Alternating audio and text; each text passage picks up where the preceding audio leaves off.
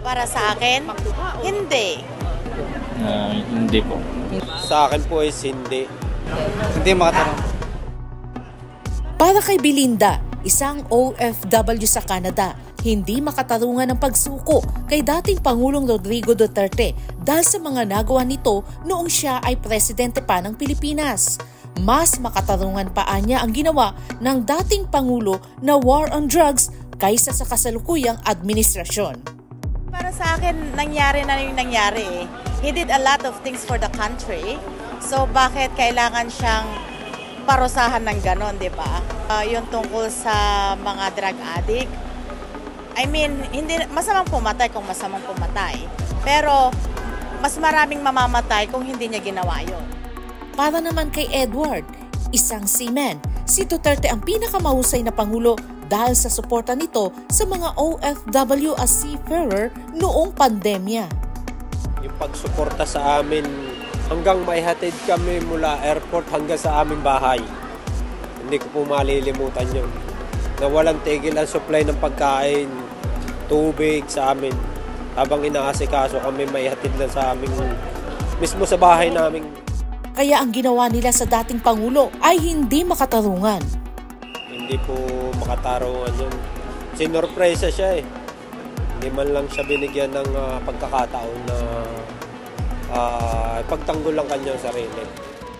Ganoon din ang pananaw ni Jose, isang seafarer na naapektuhan ng desisyon ng pamahalaan. Naniniwala siya na malaki ang nagawa ni Duterte sa Cebu sa pagsugpo sa droga. Kasi kita nila na malaking pagbabago nung siya pang nakaupo. Katulad ng mga droga, addict, ganyan. Makikita nyo naman ngayon, maraming nang napatay tulad sa amin sa Cebu. Maraming namamatay na pamilya dahil sa droga. Kahit na sariling pamilya nila pinapatay. Para kay Boyet, isang OFW sa Brunei, hindi niya malilimutan ang kapanatagan noong panahon ni Duterte kumpara sa kasalukuyang sitwasyon. Parang illegal po yung paggawa niya lang na gano'n. Dapat nasa... At hindi pa doon, inano pa sa ibang bansa, doon pa inano. Imbis na dito lang sa ating Pilipinas. Nagbigay din ng mensahe ang mga OFW kay Duterte. Na maging strong lang siya at malalampasan din niya ito. Yung still may katarungan pa rin. Para po kay Tatay Digong, lumalaban lang po kayo. Lahat ng tao sumusuporta po sa inyo. Pakalakas lang, ingat lang po lagi. God bless po. Alam naman ng buong Pilipinas at ng buong mundo na we're not part of the ICC anymore. This is really an assault to the sovereignty of the Philippines. Ito ang tahasang sagot ni geopolitical analyst Professor Ana Malinduguy kaugnay sa pagpapaaresto ng International Criminal Court o ICC kay dating Pangulong Rodrigo Duterte. Ani Malinduguy, bakit hinahayaan ni Marcos Jr. na mangyari ito sa kabila ng paulit-ulit na niyang pahayag na hindi kailaman makikipagtulungan ng pamahalaan ng Pilipinas sa ICC dahil hindi na nga ito miyembro mula pa noong 2018? Issue ito ng soberenya ng bansa. Bilang ang presidente kasi ng kahit anong bansa, lalo na dito sa atin sa Pilipinas, the first and the basic yan na trabaho niya is to uphold the sovereignty and independence of the country. With this, anong ginawa niya? Pinayagan niyang lapastanganin ng ICC kung sa ICC man yung aresto na yan. Kasi pagdating naman sa red notice na Interpol, ipinaliwanag ng geopolitical analyst na hindi ito isang agarang arrest warrant, kundi isang request lamang ng nasabing international agency sa law enforcement agency ng isang bansa sa paghahanap at paghuli sa isang individual. Ano yan? Parang may notice ka pero ang magde-decide niyan is ang ating local ng mga security at local courts natin. Ibig sabihin, nasa kamay pa rin yan ng gobyerno natin kung hahayaan nilang yung red notice na ma-implement o hindi.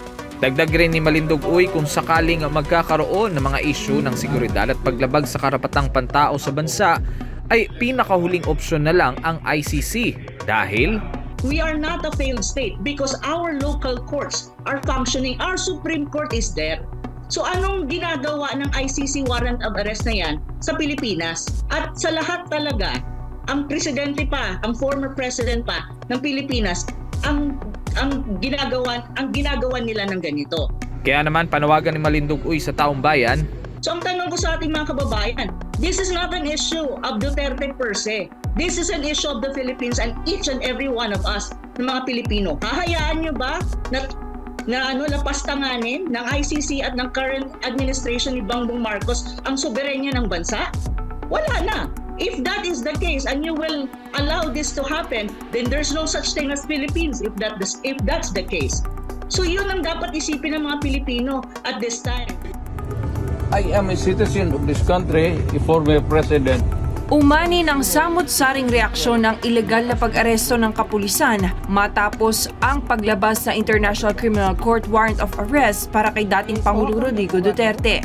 Habang marami ang bumabatikos at nagtatanong sa legalidad ng naturang hakbang, ilang eksperto sa batas ang naninindigang nilabag ang umiiral na proseso ng ating hudikatura, isang direkta at seryosong hamon sa soberanya ng Pilipinas. Para kay Attorney James Reserva, isang litigation lawyer at professor ng constitutional law, may buong karapatan si dating Pangulong Duterte na questionin ang legalidad ng warrant of arrest na inilabas ng ICC laban sa kanya. Merong right si Pangulong Duterte to question the validity of the warrant of arrest kasi talagang maraming questions yan. One fundamental question is lack of jurisdiction. Dapat ma-resolve yan. At saka, bakit hindi siya lang pinagbigyan ng, imagine, he is denied of a visit of his family members. Grabe talaga nangyayari doon sa, kitang-kita naman yan sa lahat, the whole world was watching how the rights of the former president, including his family members, were trampled upon. Sabi pa niya, tila isang direktang sampal sa integridad ng hudikatura ng ating bansa ang ginawang hakbang ng ICC. Anya, ang nangyari ay mistulang pagpapahiwatig na hindi kayang maglitis ng sariling korte ng Pilipinas, isang bagay na mariin niyang tinututulan. Ito ang hypocrisy. We are always fighting and asserting our sovereignty. Abstract nga yan naman sovereignty. Ito actual na ito eh. Ating former president, ating citizen. Ngayon, isurrender natin. Why not try him before our judicial bodies? We are proud to shout to the whole world na we are a country of laws, a government of laws and not of men. Meron tayong functional judicial system. Bakit hindi natin dito i-litis? Bakit dito i-try na meron na tayong tested na mga sistema? Hindi lamang ito usapin ng legalidad. Isang malinaw na pag-atake rin ito sa karapatang pantao na itinakda mismo ng ating saligang batas, ayon kay Attorney Reserva. Pag yurak ito, parang it is a slap on our judiciary na parang we are telling to the whole world na kayo na ang bahala mag-trial dito, mag-hearing dito kasi yung bansa namin ay unable, parang inutil. Hindi naman yan eh. Because as a lawyer, I am a witness to how robust, how strong, how functional our judicial system. Ang pag-aresto kay dating Pangulong Rodrigo Duterte ay hindi lang isang legal na usapin. Ito ay isang hamon sa kakayahan ng Pilipinas na ipatupad ang sariling batas at protektahan ang soberanya nito. Sa gitna ng mga tanong ukol sa jurisdiction at due process, nananatiling malaking issue kung dapat bang isang dayuhang korte ang maglitis sa isang Pilipinong opisyal ng Estado. Habang nagpapatuloy ang diskusyon, isang bagay ang malinaw. Ang desisyong ito ay may malawak at malalim na epekto hindi lang sa isang individual, kundi sa buong sistemang panghukuman ng Pilipinas.